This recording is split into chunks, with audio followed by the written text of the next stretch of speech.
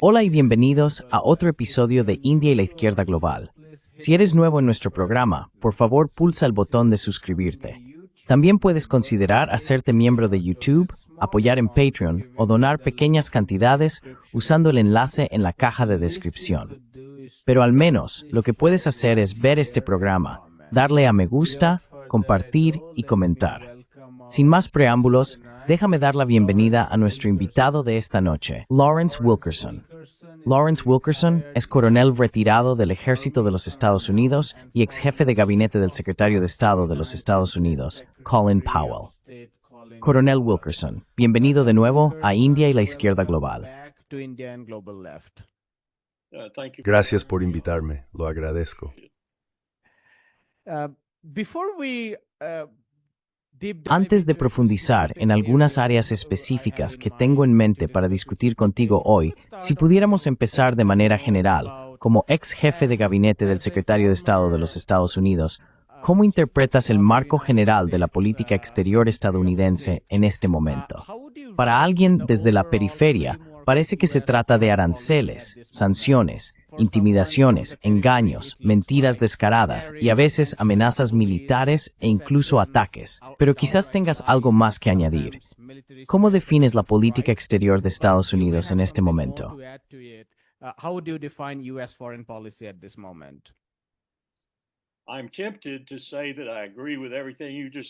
Estoy tentado de decir que estoy de acuerdo con todo lo que acabas de decir al definirlo, pero intentaré ser un poco más complejo y digamos un poco más estadounidense al describirlo.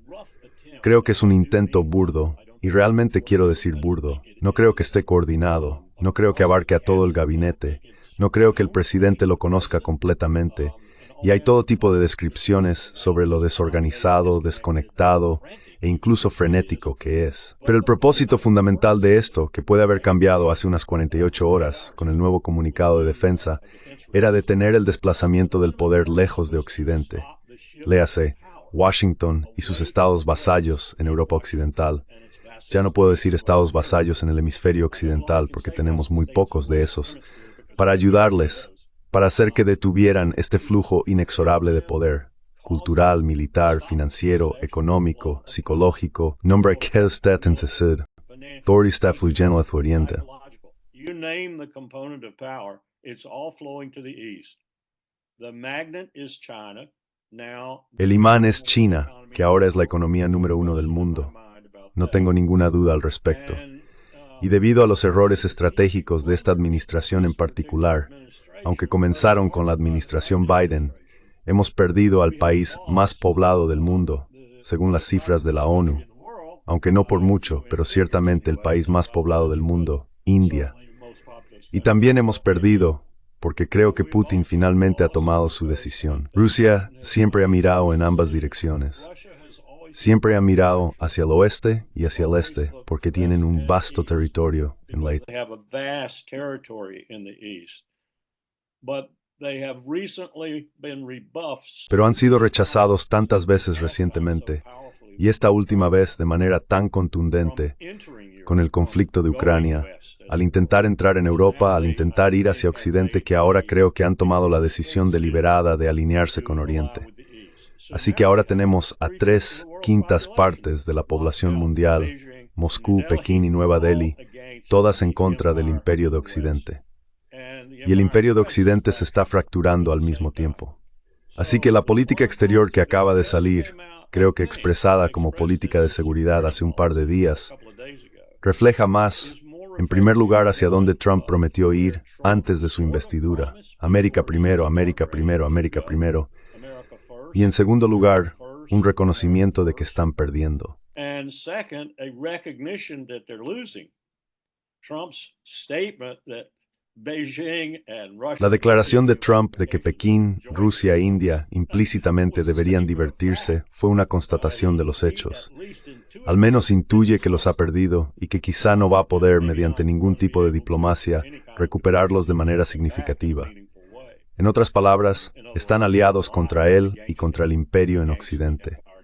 Así que vamos a replegarnos, reestructurarnos e intentar dominar el hemisferio occidental. Creo que lo que ocurre con Venezuela muestra el inicio de eso, aunque lleva tiempo sucediendo en el hemisferio occidental. Ahora creo que ese va a ser el foco. Así que es una discusión muy enrevesada, pero creo que bastante precisa, de una política exterior muy desorganizada y descoordinada.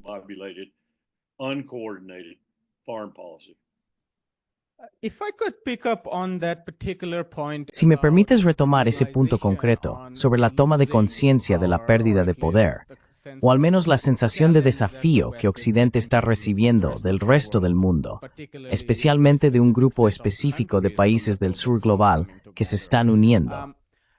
Lo que me desconcierta es que si existe la conciencia de que hay un desafío significativo proveniente del otro lado, la racionalidad te indicaría que debería ser más cuidadoso a la hora de construir más alianzas para contrarrestar al otro lado, es decir, por pura lógica.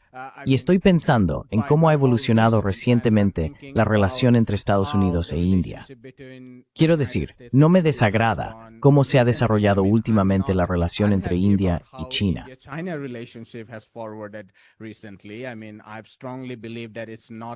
Quiero decir, siempre he creído firmemente que no se trata de Estados Unidos. Se trata del futuro de Asia, que cuenta con 2.800 millones de personas.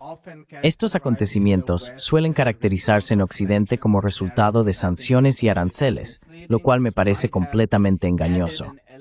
Eso puede haber añadido un elemento político, pero se trata de procesos mucho más profundos que están ocurriendo en Asia, donde ambas partes se están dando cuenta de que nuestro futuro reside en el desarrollo y la cooperación. Involucrarse en conflictos militares o tensiones por áreas específicas, donde tenemos disputas fronterizas, no es productivo.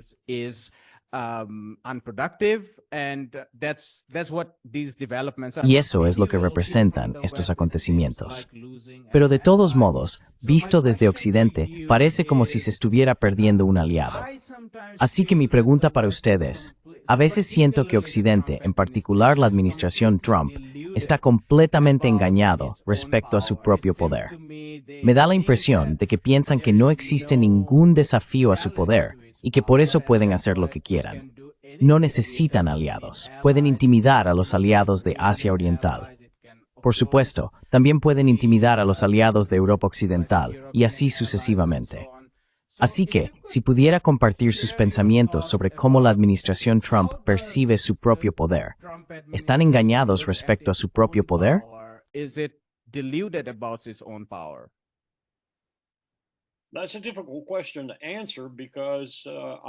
Esa es una pregunta difícil de responder, porque no creo que nadie en su sano juicio pueda decir que la administración Trump tenga una política o una estrategia. Lo que tienen es un intento frenético de navegar algunos acontecimientos en el mundo que no creo que anticiparan, en los que tuvieron una gran responsabilidad y sobre los que no tienen ni idea de cómo reaccionar. Eso es, en resumen, la realidad. Permíteme ser muy directo. Tenemos un gabinete muy incompetente y un presidente muy incompetente. Y lo demuestran a diario, tanto a nivel nacional como internacional. Pero creo que esto lo hemos visto especialmente con lo que ha ocurrido en las últimas semanas.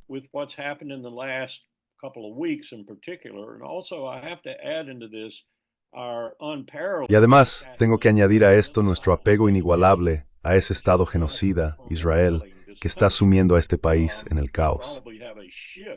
Probablemente estamos viviendo un cambio importante en los sentimientos de los estadounidenses hacia Israel, que antes eran neutrales, indiferentes en el peor de los casos y muy favorables en el mejor. Ahora son un 60% desfavorables y creciendo. Y todo esto ha sido causado por la mano dura que Trump, y antes que él Biden, para ser honestos, han puesto en el apoyo a este maníaco genocida llamado Bibi Netanyahu, que no parece querer detenerse, y no parece querer detenerse. Eso les está perturbando enormemente.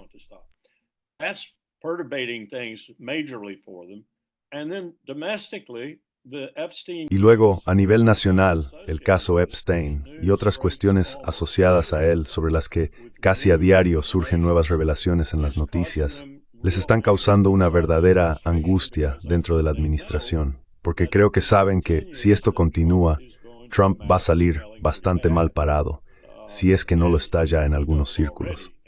Así que todas estas cosas se están combinando para hacer de esta, como dije antes, Probablemente la administración más desconectada. Ni siquiera creo que tengan un asesor de seguridad nacional. Permíteme retroceder un momento. El concepto de gobierno, por así decirlo, en Estados Unidos, en lo que respecta a la seguridad nacional y en gran medida a la política exterior, se creó con la Ley de Seguridad Nacional de 1948 y ha ido evolucionando y adquiriendo nuevas medidas e instituciones desde entonces.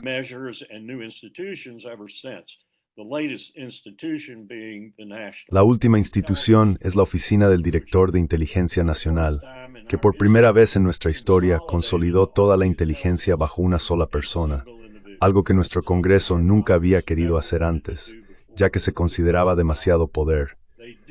Limitaron ese poder en ese cargo al no otorgarle control financiero sobre la comunidad de inteligencia, ni lo que yo llamaría control de personal. En otras palabras, la actual DNI, Tulsi Gabbard, no puede mover fondos, y estamos hablando de miles de millones de dólares, ni me reasignar porción de la experiencia, la necesidad, etc. Así que su poder es muy limitado.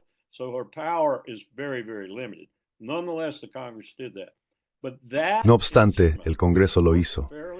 Pero ese instrumento que funcionó bastante bien en la era posterior a la Segunda Guerra Mundial, con el asesor de seguridad nacional, coordinando más o menos lo que hacía el gabinete en materia de política exterior y de seguridad, está roto, completamente roto. No tenemos asesor de seguridad nacional. Es como si no hubiera director de orquesta ante una gran orquesta. Tenemos a Marco Rubio, que cree que es el asesor de seguridad nacional, pero también es secretario de Estado, y está bastante ocupado. Muchas gracias. Haciendo sin piedad las cosas que hace y que lleva años queriendo hacer, como llevar a América Latina cada día a un manicomio.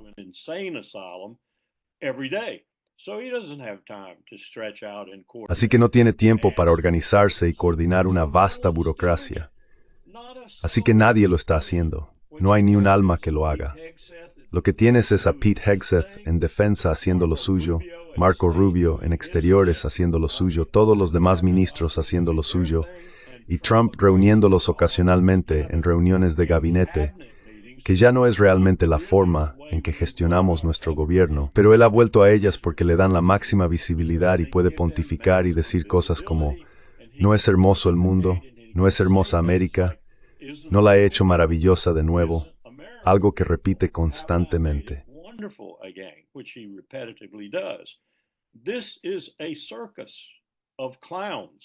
Esto es un circo de payasos.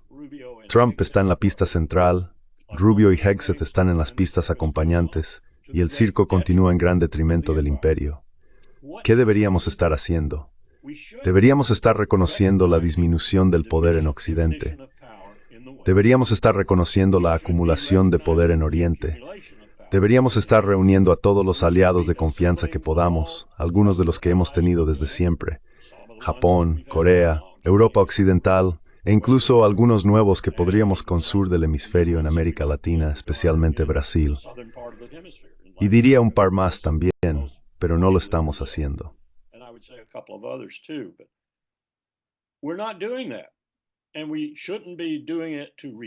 Y no deberíamos hacerlo para replegarnos. Deberíamos hacerlo no para combatir este inexorable cambio de poder, sino para adaptarnos a él. Adaptarnos de la manera en que Xi Jinping y otros, Putin incluso de vez en cuando, y Sergei Lavrov de vez en cuando han dicho, necesitamos cooperar, necesitamos colaborar. Y debemos hacerlo en un sentido fundamental de competencia estratégica económica, competencia financiera, pero no competencia militar, no guerra, no esos otros instrumentos de poder nacional que no deberían estar al frente de nuestro enfoque en el mundo actual. Pero eso es lo que estamos haciendo. Las sanciones y el ámbito militar se han convertido en los principales ingredientes de nuestra política de seguridad exterior.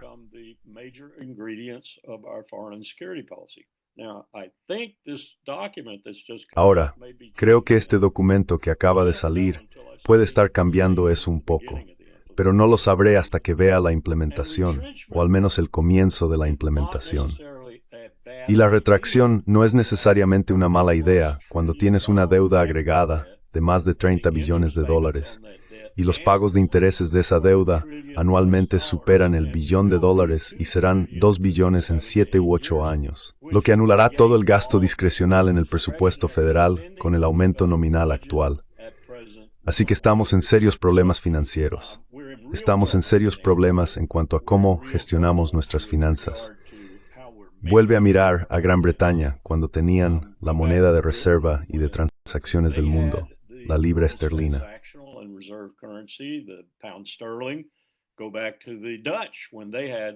Vuelve a la época de los holandeses, cuando tenían una moneda de facto como esa, el florín, o vuelve al Imperio Romano, vuelve a cualquiera de los periodos en los que no somos el único país en el mundo que ha tenido la moneda de reserva y la moneda de transacción. Esto es algo que suele acompañar a los imperios. Tenemos que deshacernos de ello nosotros mismos porque nos está llevando a una crisis fiscal de proporciones desmesuradas. Nos va a destruir si no lo controlamos. Yo sugeriría, si fuera el secretario del Tesoro, que hiciéramos todo lo posible cada día para deshacernos del dólar como moneda de transacción y de reserva y ceder ese papel a China.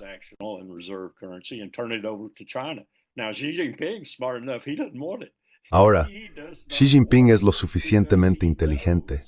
No lo quiere. No lo quiere porque lo sabe. Los chinos conocen la historia de los imperios. Saben lo que conlleva la degradación de un imperio. Y una de esas cosas es tener la moneda de reserva y abusar de ella. Y eso es lo que han hecho todos los imperios en el pasado. Mira a los británicos en 1956 cuando Eisenhower los obligó a salir de Suez. Podrías decir que eso fue la gota que colmó el vaso en muchos aspectos, aunque han intentado vivir a nuestra costa desde entonces. Pero en esencia, fue Eisenhower amenazando con una corrida contra la libra en el FMI, y no había manera de que Gran Bretaña pudiera resistir eso, especialmente teniendo una deuda de guerra tan enorme.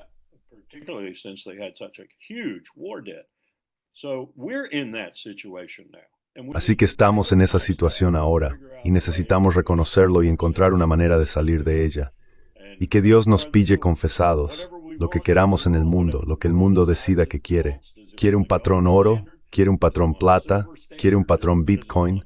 ¿Cómo quiere realizar sus transacciones a nivel global?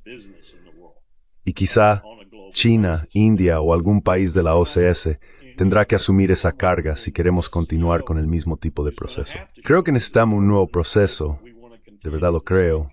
Y te diré otra cosa que creo que necesitamos.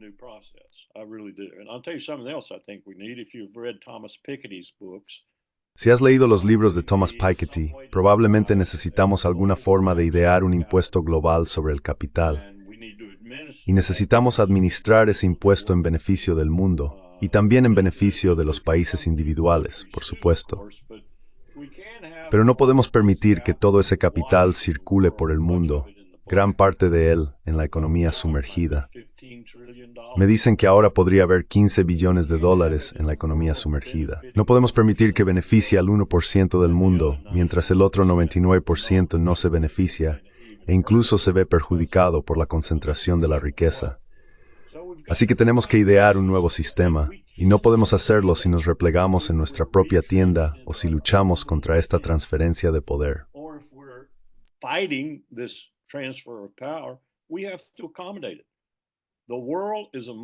Tenemos que adaptarnos a ello.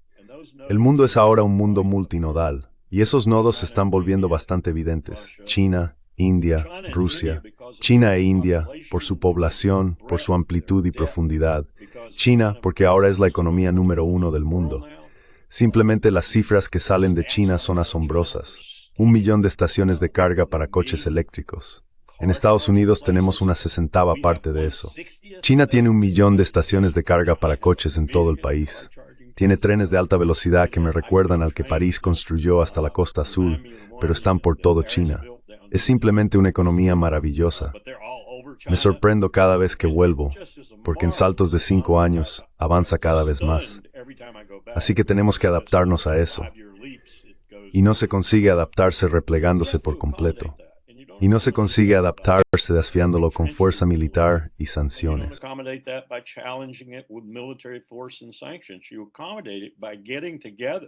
Lo solucionas reuniéndote como hicieron en la OCS.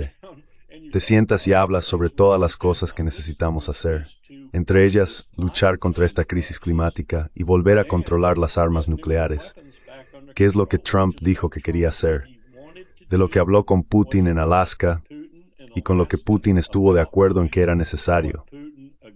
Putin incluso sugirió incluir a Xi Jinping en las conversaciones para que en Moscú, Washington, Ginebra o donde fuera, pudieran sentarse las tres principales potencias nucleares del mundo en cuanto a armamento y empezar a negociar un nuevo régimen de tratados. Quizá podrían incorporar a los otros 6 estados con armas nucleares, pronto serán 7, quizá, si Irán hace lo que creo que va a hacer, a ese régimen, porque ahora mismo tenemos una situación increíblemente peligrosa con las armas nucleares.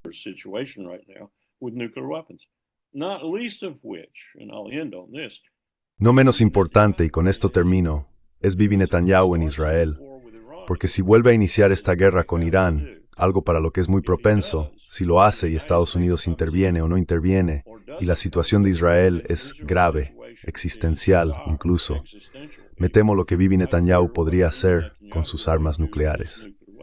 Así que ahora mismo tenemos algunas situaciones en el mundo que están plagadas de problemas, que son tan inminentes, por así decirlo, como lo fueron cuando los rusos intentaron poner misiles con armas nucleares en Cuba. O incluso más grave, y creo que fue una crisis más seria, solo que no la percibimos como la de Cuba, porque Cuba estaba ante nuestros ojos en poco tiempo, pero fue la crisis de Berlín.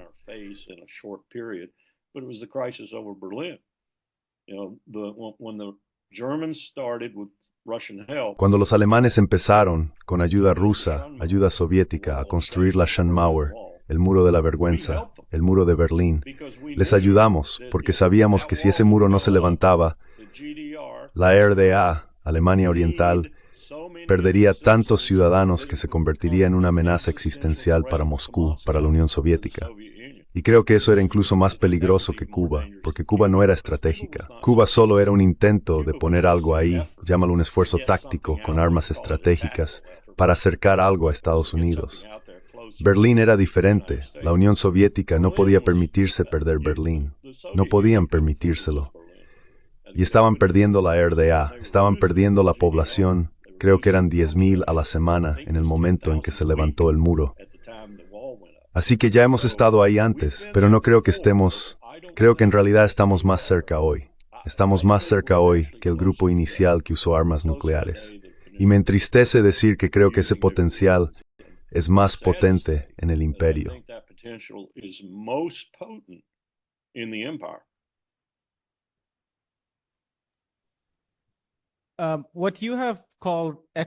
Lo que has llamado acomodación, sobre esta aceptación en Estados Unidos, en el núcleo imperial, respecto a las dinámicas cambiantes en las relaciones de poder mundial, y has mencionado los imperios británicos. Personalmente, creo que la situación es aún más difícil en este momento. Un punto principal de diferencia, diría yo, es que cuando el imperio británico estaba en declive, las condiciones sociales no eran tan malas como lo son en Estados Unidos ahora mismo. Es decir, para citar el propio trabajo de Piketty, la desigualdad en Gran Bretaña en esa época, a lo largo de la primera mitad del siglo XX, en realidad estaba disminuyendo. Claro, Gran Bretaña estaba perdiendo su control sobre la periferia, especialmente por el auge de Estados Unidos y Alemania y otras potencias como Japón. Pero si miras internamente, el movimiento obrero era fuerte, los salarios estaban subiendo, no bajando.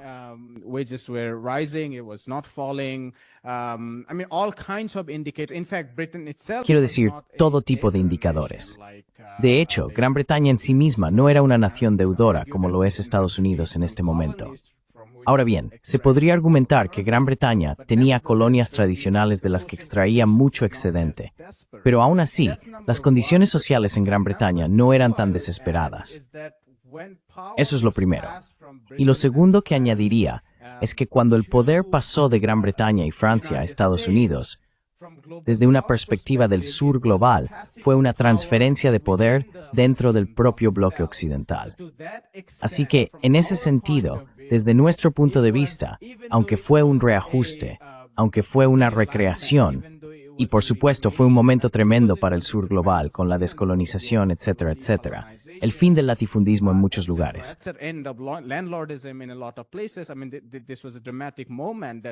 Quiero decir, este fue un momento dramático, provocado por la guerra horrible. Pero sin embargo, el poder esencialmente no cambió mucho. Se transfirió de, digamos, Londres a Nueva York.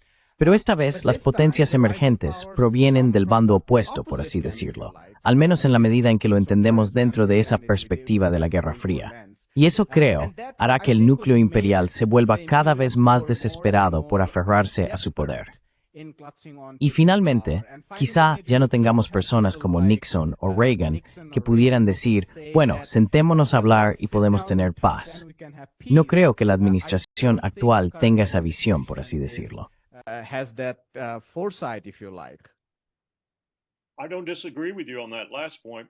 No discrepo contigo en ese último punto, pero volvería a algunas de las cosas que has dicho.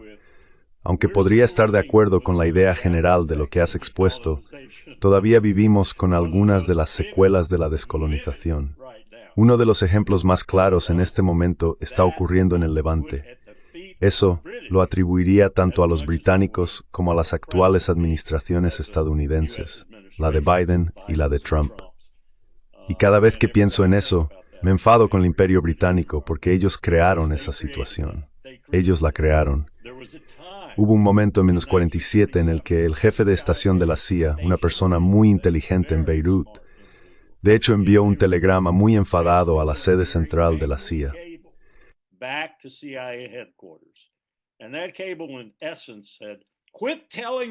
Y ese cable en esencia decía, dejad de decirme que me preocupe por los soviéticos aquí. Mi problema no son los soviéticos, son los malditos británicos. Por cierto, su avión se estrelló una semana después y murió. Pero si vuelves y lees ese cable, entiendes los restos del Imperio Británico. Y sigue muy presente entre nosotros, especialmente en esa región. Así que no fue tan sencillo como quizás hayas sugerido. Y el otro aspecto, con el que no sé si estoy de acuerdo o no, es lo fluida que fue la transición independientemente del resto del mundo.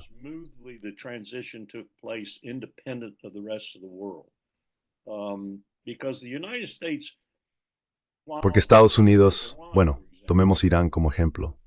El pueblo iraní, especialmente los persas entre ellos, que en ese momento representaban alrededor del 60%, creo, probablemente hoy en día alrededor del 50, 51, 52, realmente veía a Estados Unidos de América como la nueva potencia mundial, a la que aprenderían a amar si es que no lo hacían ya, porque nos veían como una potencia descolonizadora. Nos veían como una potencia que, en la Segunda Guerra Mundial, había derrotado a todos los que tenían colonias, e incluso había provocado que los aliados, como Gran Bretaña, tuvieran tantos problemas con su imperio que después no les resultó fácil recomponerlo, o fue bastante difícil. Y por supuesto, 1956 y Suez reforzaron esa idea. ¿Quién fue el último presidente estadounidense que le dijo a Israel que sacara sus malditas fuerzas o que pondrían tropas para obligarles a salir?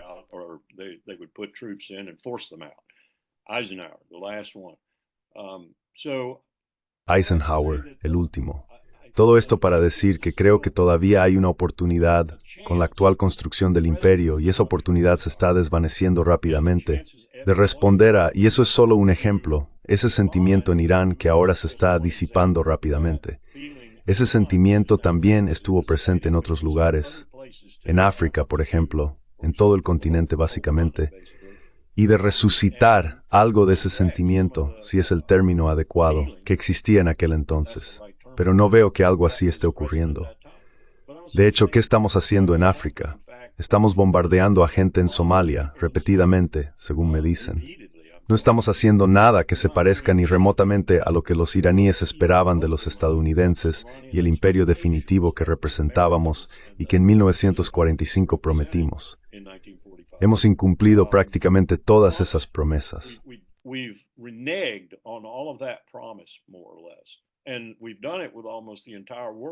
Y lo hemos hecho con casi todo el mundo y ahora lo estamos haciendo rápidamente con nuestros aliados en Europa.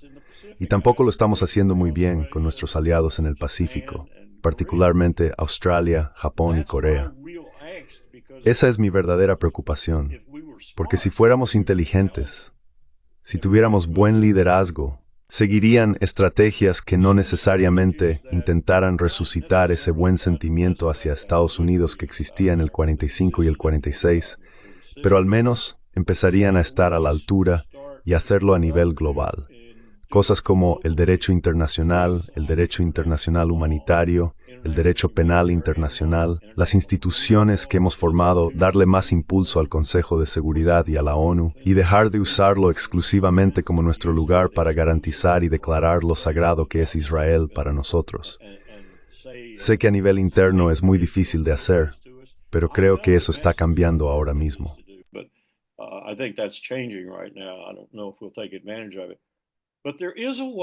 No sé si lo aprovecharemos, pero hay una manera no de resucitar el imperio, ni siquiera de salvarlo, sino de abandonar el imperialismo de una forma que no solo sea beneficiosa para nuestra propia salud y seguridad, sino también para la del mundo, y de acomodar el cambio de poder al otro lado, porque parece que quieren acomodación. No parece que quieran. Dime, ¿en cuántas guerras está China? Dime, ¿a cuántos países les ha impuesto sanciones China? Simplemente no es su forma de vida. Para mí no lo es. He estado entrando y saliendo de China durante 30 años. La primera vez que estuve allí fue en el 84. Era un país muy diferente entonces, por supuesto. Ahora es impresionante cuando vuelvo. No creo que la India quiera eso tampoco. No creo que la India esté en demasiadas guerras.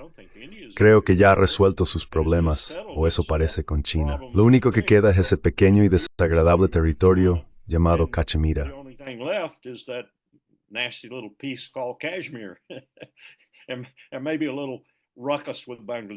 Y quizá algún que otro altercado con Bangladesh de vez en cuando. Pero básicamente esto es una comunidad al estilo de la ASEAN. Recuerdo vívidamente cuando intentábamos con tanto empeño que la ASEAN tuviera un componente de seguridad.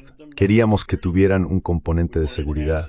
Queríamos que la ASEAN se convirtiera en la OTAN del Este. Y nos rechazaron, repetidamente, nos rechazaron porque no querían tener un componente de seguridad. Bien por ellos, bien por ellos. Creo que esa es más o menos la actitud, aunque hace unos días vimos la exhibición más increíble de precisión y poderío militar por parte de los chinos, y antes de eso por parte de los rusos. Y esas exhibiciones no se hicieron solo para celebrar, se hicieron esencialmente para decirle al Imperio de Occidente: podemos enfrentarnos a vosotros, pero no queremos. Y creo que esa es la postura de China. Por ejemplo, no creo que Taiwán sea un problema. Ya no lo creo.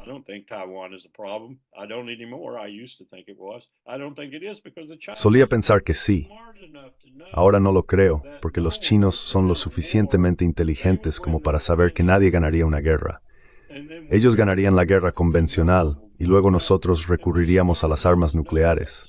Y nadie ganaría eso. Y ellos son lo bastante inteligentes para saberlo.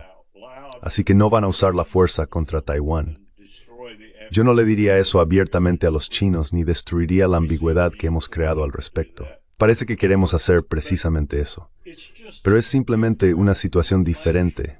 La OCS, por así decirlo, parece ser la última manifestación de ello, en comparación con la situación que tenemos nosotros.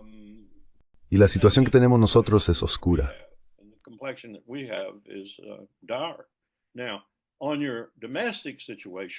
Ahora, sobre la situación interna, creo que en realidad es lo contrario de lo que has dicho en este país en este momento. Y estoy al límite de mi ingenio. No soy economista doméstico ni nada por el estilo, pero estoy al límite tratando de averiguar cómo hacer algo al respecto. Creo que quizá la situación en Gaza esté influyendo, lenta, pero seguramente. Lo que tenemos en este país es una masa de gente que está lo suficientemente acomodada como para no estar realmente enfadada. Eso es lo que tenemos. Aunque la desigualdad de riqueza es la peor que hemos tenido en nuestra historia, la mala distribución de la riqueza, aún tenemos eso. Y ni siquiera voy a hablar del 50% más pobre.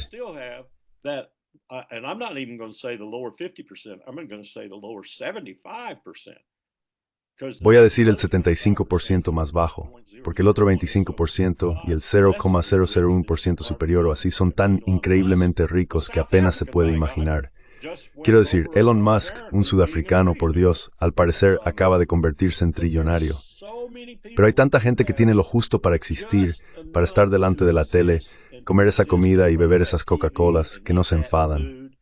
Así que tenemos esta masa de personas en Estados Unidos que están adormecidas, que están contentas hasta cierto punto, que quizá vivan de cheque en cheque, que ni siquiera pueden permitirse una casa, sea lo que sea, pero su vida no ha empeorado hasta el punto de que realmente se enfaden.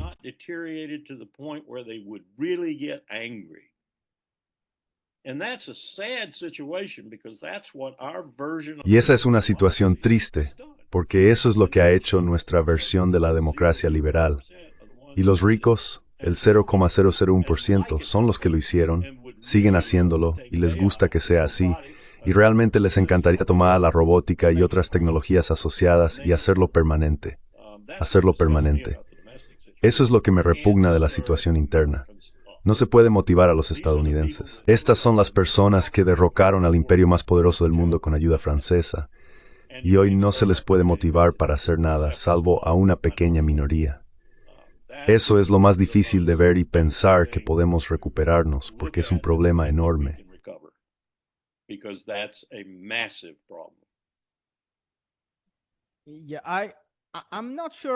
Sí, no estoy seguro de que vincularía la situación económica con el hecho de que la gente no se indigne por las injusticias, especialmente cuando ocurren en un lugar lejano.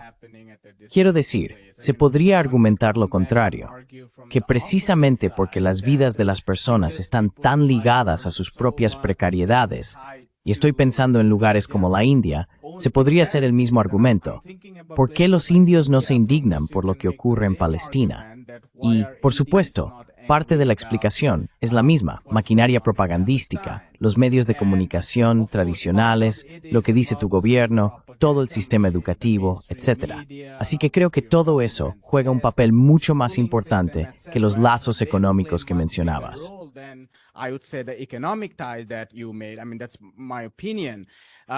Quiero decir, esa es mi opinión.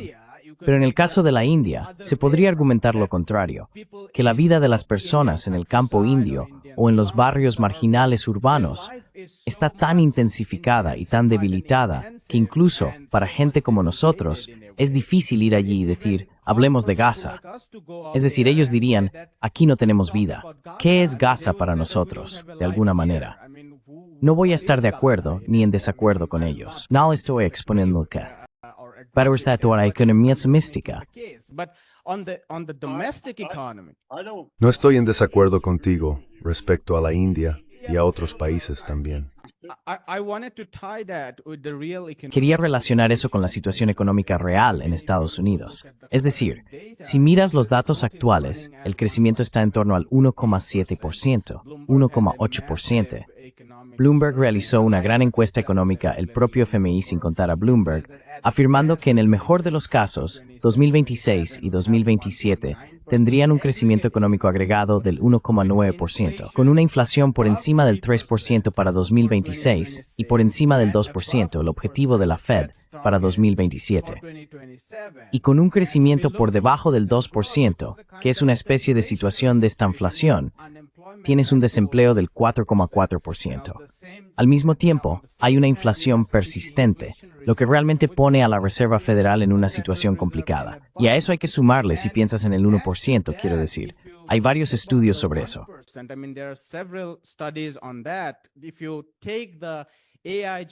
Si tomas la tecnología generada por IA, los 6 magníficos, 7 o como se llamen, ellos están contribuyendo, quiero decir, un estudio de Bloomberg dice que están sumando un 0,6% al crecimiento en Estados Unidos. Ahora bien, si el crecimiento total es del 1,6%, 1,7%, 1,8% y el 0,6% proviene de ese pequeño segmento, las acciones impulsadas por IA, entonces literalmente estás viendo un 1,2% del resto. Y ahora puedes pensar en el privilegio exorbitante del dólar, que te permite ese estímulo fiscal de mantener déficits del 6% al 7%, incluso del 10%. Y aunque yo pueda tener desacuerdos sobre el impacto de ese estímulo fiscal, creo que la mayoría de los economistas convencionales argumentarían que a corto plazo uno puede discrepar sobre el largo plazo y sobre el impacto de eso.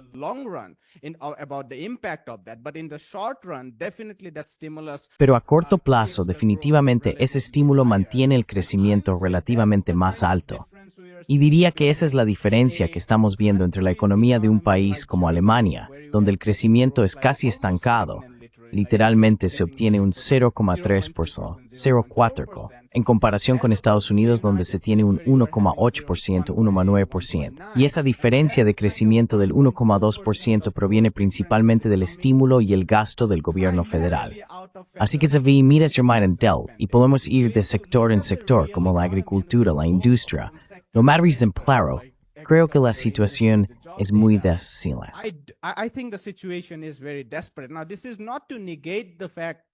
Ahora, esto no es para negar el hecho, uno de tus puntos, de que en general, si comparas la vida en Estados Unidos con la vida en gran parte del resto del mundo, me refiero al sur global, no a Europa, la vida sigue siendo mejor aquí. Pero no estoy seguro de que la gente piense en esos términos. No creo que alguien que viva en Nueva York o Illinois piense en cómo la gente ha estado luchando en la India. Puede que escuchen historias de sus padres y comparen las dificultades de una generación a otra. Y creo que ahí ha habido un cambio intergeneracional.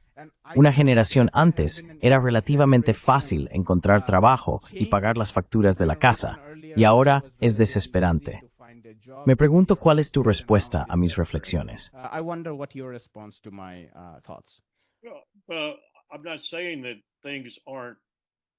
Bueno, no estoy diciendo que las cosas no estén orientadas negativamente.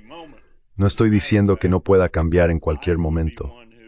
De hecho, yo sería uno de los que predeciría, y probablemente no lo habría hecho hace 5 o 10 años, que vamos a desmoronarnos. Estado por estado vamos a desmoronarnos. Vamos a descubrir que el desmembramiento de los Estados Unidos de América no solo es una posibilidad, sino una probabilidad. Y está ocurriendo ahora mismo. Está ocurriendo en Texas, está ocurriendo en California, está ocurriendo en Minnesota, está ocurriendo en Wisconsin, está ocurriendo en Nueva York. Grandes disputas que nunca pensé que vería. Y tienen que ver significativamente con la Constitución.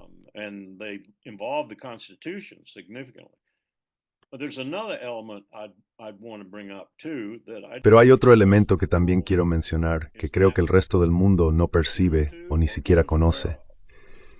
Y está recogido en un libro que se llama Dark Crusade, que más o menos expone lo que yo llamaría, el autor lo llama el tercer gran despertar, pero yo lo llamaría el cuarto gran despertar. Él lo llama el tercer gran despertar. Y lo que quiere decir con eso, lo que queremos decir con eso en nuestro entorno, es un despertar religioso. Y lo que eso ha hecho es agravar esta situación en el Levante, probablemente más que cualquier otro factor individual, incluso más que el factor en el que siempre insisto, que Israel es nuestro perro de ataque.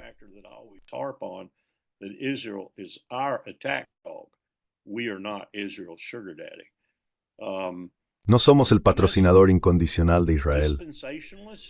Y eso, los expertos los llaman dispensacionalistas.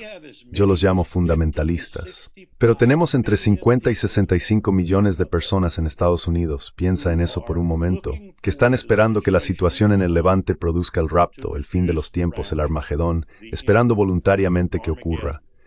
No les importa quién muera.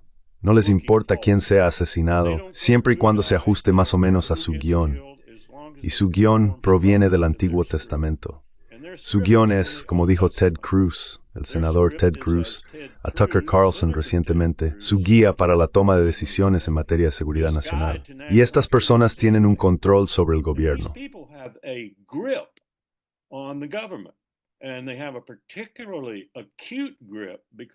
Y tienen un control especialmente agudo debido a Donald Trump, quien no creo ni por un momento que crea en este tipo de cosas, pero es tan políticamente oportunista que los ha utilizado y ahora forman parte del entramado de su administración.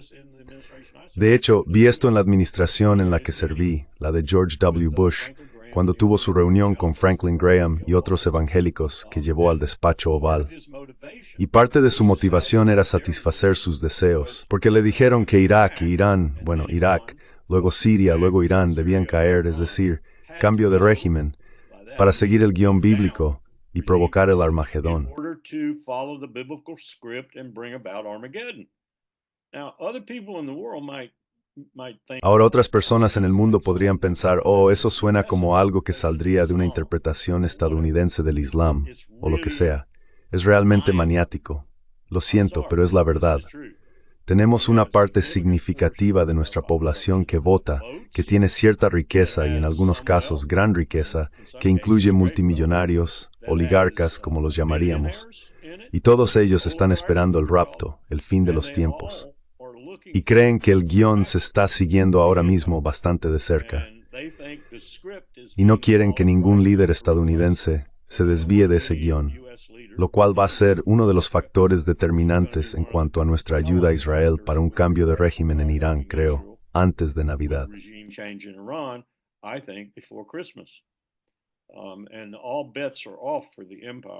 Y todas las apuestas están fuera para el imperio si nos quedamos atascados en esa batalla con 90 millones de persas y otros en Irán.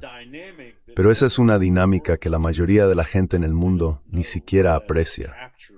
No saben que eso ha capturado gran parte de la toma de decisiones en nuestro gobierno. Al mismo tiempo, lo que has dicho es cierto, pero aún no ha sucedido en términos de impactar realmente a la gente hasta el punto en que digan, ya basta, suficiente, esto tiene que cambiar. Hay sectores que lo están haciendo, pero mira lo que tienen que enfrentarse.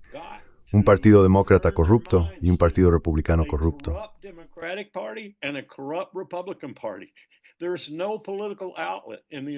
No existe una vía política en Estados Unidos para este tipo de exasperación o rebelión. Simplemente no la hay. Entonces, ¿qué haces en ese momento?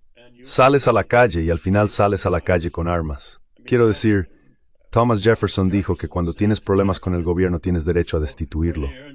Bueno, si tienes que tener armas para destituirlo, entonces creo que lo que va a pasar, como dije antes, es que nos vamos a desmoronar. Simplemente nos vamos a desmoronar. Un estado irá en una dirección, otro estado irá en otra.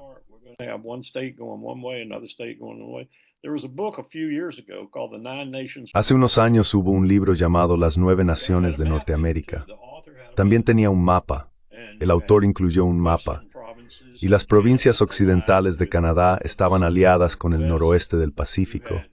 Y había provincias del sur que se aliaban con uno o dos de los estados de México, y otras que simplemente se independizaban, lo que fuera, declaro la República de Nueva York o lo que sea. La mayoría de la gente pensaba que era una fantasía, que no había ninguna posibilidad de que ocurriera, pero yo podía verlo suceder. Podía imaginarme el país desmembrándose. Casi se podría comparar quizás con el desmembramiento de la Commonwealth cuando desapareció el Imperio Británico. Quiero decir, yo viví un poco esa época.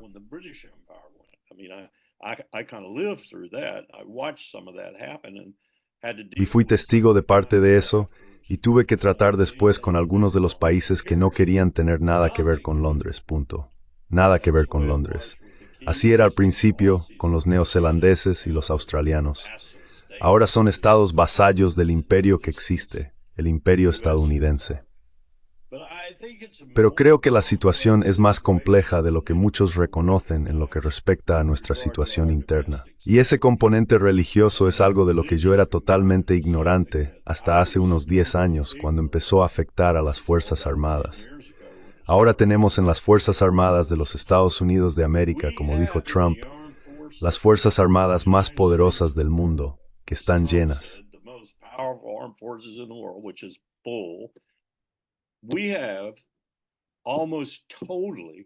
Tenemos capellanes casi totalmente evangélicos. Ahora, puede que pienses que eso no es gran cosa, pero ¿qué implica eso para la capacidad de Hegseth, por ejemplo, que está llevando a cabo ahora mismo, de organizar reuniones de oración cristiana en el Pentágono cada semana, de traer pastores al Pentágono para hablar a la tropa sobre cómo las mujeres, que ahora constituyen aproximadamente el 20% de mi ejército, no deberían tener derecho a voto, cómo las mujeres solo sirven para tener hijos? Esto es un exceso de pastores. Estas reuniones están teniendo lugar semanalmente en el Pentágono, reuniones religiosas. Quieren que el cristianismo sea la religión nacional.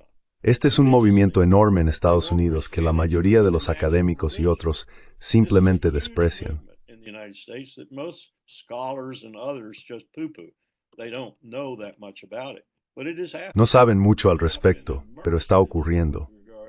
Y yo he estado inmerso en ello, en lo que respecta a los rangos militares, porque estamos intentando detenerlo y asegurarnos de que la separación entre la Iglesia y el Estado siga siendo parte fundamental del ejército. Es peligroso que esto ocurra dentro de las Fuerzas Armadas, porque también hay muchas personas que no comparten estas creencias y que en realidad están siendo oprimidas al verse obligadas a asistir a reuniones de oración cristiana y cosas por el estilo. Es algo peligroso que esté sucediendo en las Fuerzas Armadas. No necesitamos el cristianismo como religión nacional impuesta por el ejército de los Estados Unidos. Y hacia ahí es donde quieren ir estas personas. Y por lo que puedo ver, Hexet les está facilitando el camino.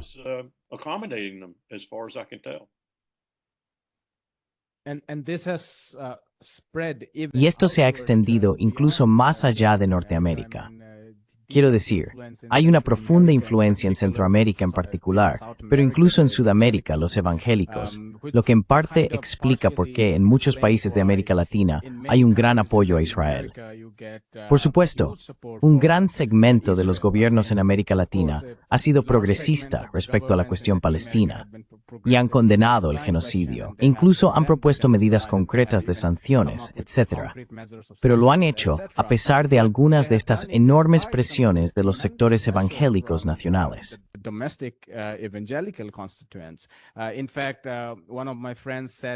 De hecho, uno de mis amigos contó que en Nicaragua viajó en un taxi donde había una bandera sandinista a un lado y una bandera israelí al otro. Al principio, estaba bastante confundido sobre lo que ocurría. Descubrió que el conductor apoyaba algunas de las políticas económicas de los sandinistas y era miembro de ese movimiento, pero social y religiosamente era evangélico. Para él, la bandera israelí no representa necesariamente nada de lo que ocurre en Palestina, sino más bien sus propias ideas religiosas derivadas de nociones bíblicas y similares.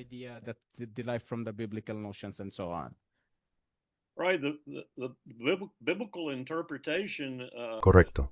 La interpretación bíblica a la que el senador Cruz hizo alusión en su entrevista con Tucker Carlson es simplemente que Israel está haciendo la obra de Dios al matar a los palestinos y que también debemos matar a los iraníes para llegar al fin de los tiempos.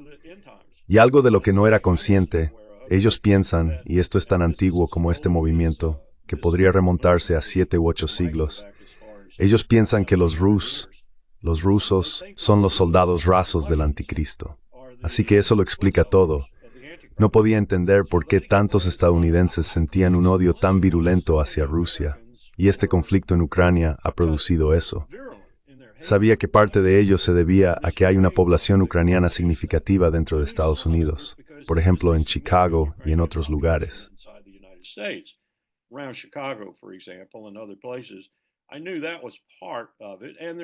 Sabía que eso formaba parte del asunto. Y también hay una población polaca significativa, como probablemente sabes, en Estados Unidos. Y Polonia ya no lo es, creo, están despertando, pero estuvo muy implicada en ese negocio de apoyar a Ucrania, incluyendo acoger a millones de refugiados ucranianos. Así que sabía que eso formaba parte del odio hacia Rusia. Pero luego descubrí que esto también ocurre con estos evangélicos. Y cuando hablas con ellos y les preguntas por qué odian a Rusia es porque creen que Rusia proporciona las tropas al anticristo. No te puedes inventar estas cosas. Quiero decir, ni Bollywood ni Hollywood podrían escribir este guión, pero está ocurriendo. Es cierto. Y tiene un gran impacto en nuestra política exterior y de seguridad.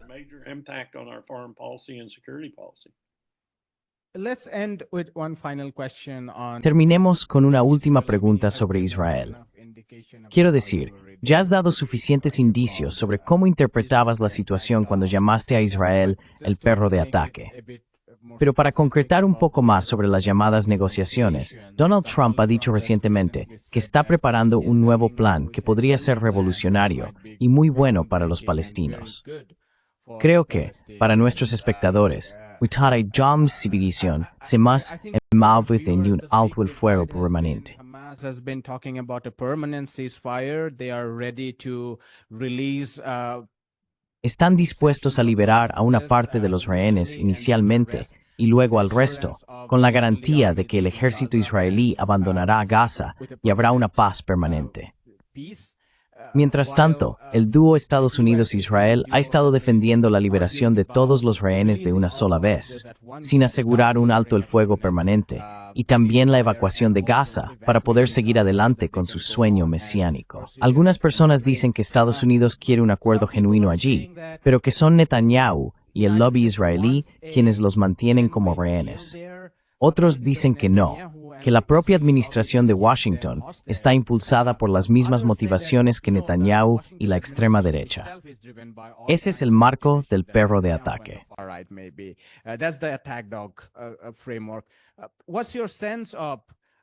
¿Cuál es tu percepción de la relación entre Tel Aviv y Washington? ¿Y estas negociaciones son negociaciones reales o solo son para el consumo público? Washington emitiendo declaraciones como si hubiera nuevos planes o nuevas negociaciones en marcha. ¿Son reales, meramente para el consumo público, o están impulsadas por sectores de la propia base electoral interna que están muy inquietos por lo que ocurre en Gaza? ¿Están intentando realmente ofrecer al menos cierta apariencia, como vimos antes? La administración Biden intentó hacer eso. Es decir, su corazón siempre estuvo con los sionistas, pero quería dar esa imagen, dado que sectores de su propia base presionaban para que hiciera más respecto a Gaza.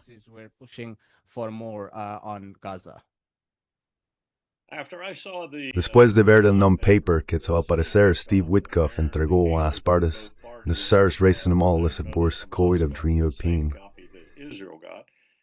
Recibieron una copia. No sé si es la misma copia, pero recibieron una copia. Sí, me preocupa que pueda ser diferente porque así de traicioneros somos. Pero después de ver eso y luego entender precisamente lo que intentamos hacer, creo que es difícil con Trump, difícil con toda la administración. Respondería a eso usando esta metáfora, analogía o como quieras llamarlo. No es ninguna de las dos cosas. En realidad es lo que está ocurriendo lo que ejemplifica lo que creo que es la respuesta a tu pregunta. Y a lo que me refiero es a esto. La ACNUR, este intento de lograr que la Asamblea General de la ONU reciba una carta de Mahmoud Abbas que solicita una UFP, una Fuerza Unida por la Paz, bajo los auspicios de la Asamblea General de la ONU. Así que el secretario general, el Consejo de Seguridad de la ONU, no pueden hacer nada al respecto. Ya lo hemos hecho antes, sobre todo con Arafat en 1988, creo que fue.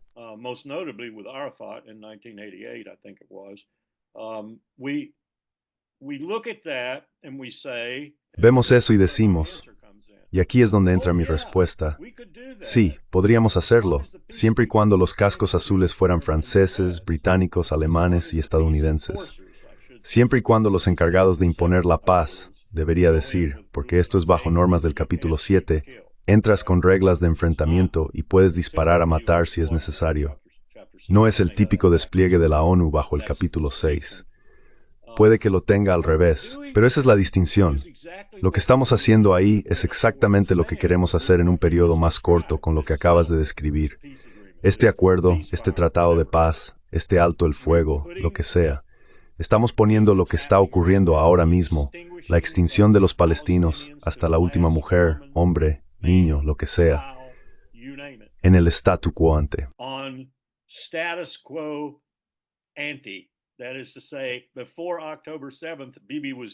Es decir, antes del 7 de octubre, Bibi ya lo estaba haciendo. Lo estaba haciendo lenta pero seguramente. Lo estaba haciendo en Cisjordania, en Jerusalén Este. Lo estaba haciendo lenta pero seguramente. Incluso creo que contemplaba ir más allá, como está haciendo ahora. Así que lo que estamos haciendo, si desplegamos ese tipo de fuerza, si tenemos este tipo de asentamiento del que hablabas, es detener la matanza horrible, demasiado tarde, detener la hambruna, demasiado tarde. Pero simplemente volvemos a ponerlo a fuego lento, y Netanyahu, o quien lo sustituya, seguirá haciendo lo mismo. Cisjordania se convertirá en territorio israelí, Judea y Samaria. Todo lo demás que hayan conseguido empezará a expandir sus fronteras. begin to push out its borders. Jerusalem will be entirely an Israeli city. Jerusalén será completamente una ciudad israelí. La mezquita será destruida y se construirá un templo encima. Todo esto ocurrirá con la bendición de Estados Unidos y con la bendición de Occidente. Eso es todo lo que significará este tipo de acuerdo, por lo que ahora no estoy tan seguro de estar a favor de este despliegue de fuerzas de la ACNUR. Estaría absolutamente a favor de detener la matanza, pero creo que se podría poner una traba en ese plan. Se podría poner un obstáculo en ese plan, quizás una detención definitiva en ese plan, haciendo que los cascos azules no sean británicos, franceses, alemanes ni estadounidenses. Los cascos azules serían predominantemente chinos, indios, pakistaníes, y tendrían el poder de detener la matanza, el poder de alimentar a la gente a pesar de lo que diga el imperio o cualquiera de sus lacayos, y el poder de disparar contra las FDI si fuera necesario. Y no son potencias coloniales bajo ningún concepto. Tendrían el poder de quedarse y asegurarse de que esto no ocurriera.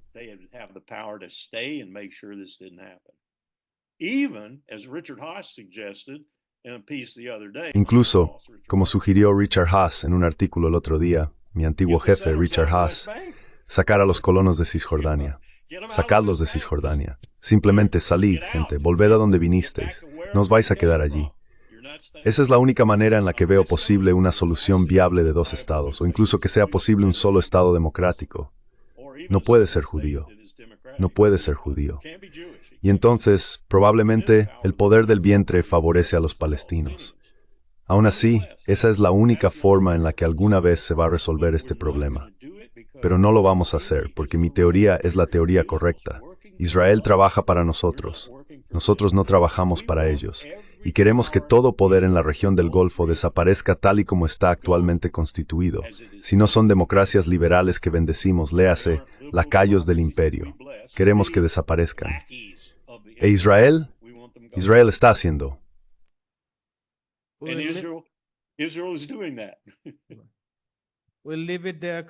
Lo dejamos aquí, Coronel Wilkerson. Ha sido una conversación fascinante. Me pareció que aportó algo relativamente diferente a muchas de las conversaciones que suele tener. Muchas gracias. Gracias. Cuídate. Igualmente. Hola, me llamo Ayushman. Junto con Jyotishman, hemos creado esta plataforma.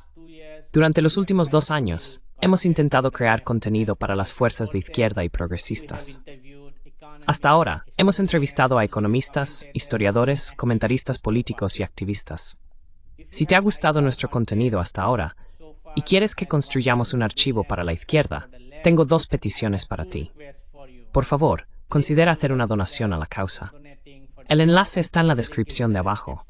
Además, si no puedes hacerlo, no te sientas mal. Siempre puedes dar like a nuestros videos y compartirlos con tus compañeros. Por último, no olvides suscribirte al canal.